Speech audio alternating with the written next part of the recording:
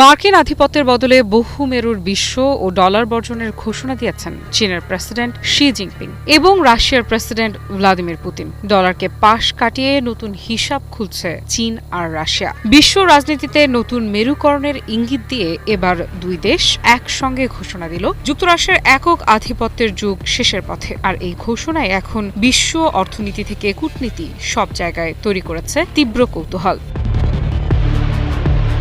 সম্প্রতি মার্কিন president Donald ট্রাম্পের বেইজিং সফরের মাত্র 4 দিনের মাথায় মুখোমুখি হন চীনের প্রেসিডেন্ট শি জিনপিং এবং রাশিয়ার প্রেসিডেন্ট ভ্লাদিমির পুতিন। বৈঠক শেষে দেওয়া যৌথ বিবৃতিতে তারা স্পষ্ট বার্তা দিয়েছেন, বিশ্ব আর এক দেশের নিয়ন্ত্রণে চলবে না, তৈরি হবে বহুমেরুর নতুন বিশ্ব ব্যবস্থা।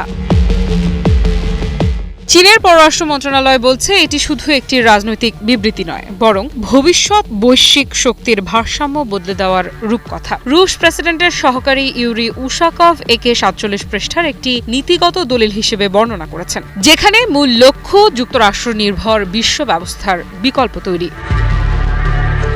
শি জিনপিং বৈঠকে সরাসরি অভিযোগ করেছেন বিশ্বজুড়ে একতরফা আধিপত্যবাদ বাড়ছে। অন্যদিকে পুতিনের বক্তব্য আরও কঠোর। তার দাবি, নিজেদের আধিপত্য ধরে রাখতেই যুক্তরাষ্ট্র বিশ্বের বিভিন্ন অঞ্চলের সংঘাত উস্কে দিচ্ছে, আর তাই এক কেন্দ্রিক বিশ্ব ব্যবস্থার যুগ এখন শেষ হতে চলেছে। তবে সবচেয়ে বড় আলোচনার জন্ম দিয়েছে অর্থনৈতিক সিদ্ধান্ত, কারণ এবার কার্যত ডলারকে পাশ কাটানোর ঘোষণা দিয়েছে বেইজিং ও মস্কো।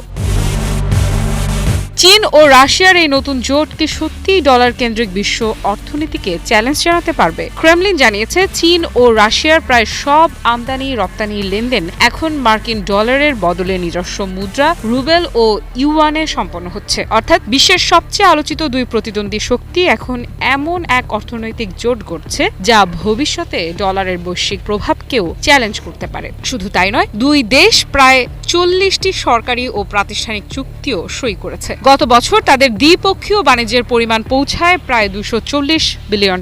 আর চলতি বছরের প্রথম 4 মাসেই সেই বাণিজ্য বেড়েছে প্রায় 20%।